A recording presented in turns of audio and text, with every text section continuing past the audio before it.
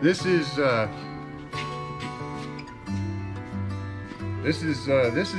their shop. Dylan was a student of mine in the same class you guys are taking over at Western Colorado Community College, and Brad is his dad, and so I just wanted to thank them personally for inviting videoing into the shop, because I think it's pretty cool.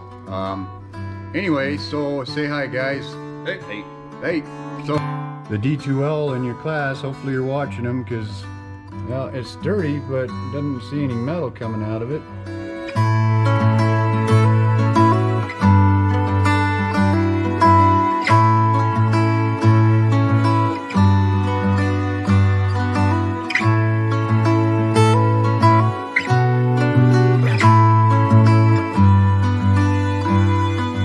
Here is the clutch slave cylinder. That's what, in order to disengage and engage area. We're almost to the point of where we're going to start pulling out transmission after, you know, we drain some of that oil.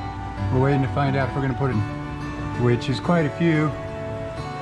Rear drive shaft out of the unit. Right now I've got the cross member and stuff. Go ahead and film that case. And it's got a shield that usually sits during that process. So anyway.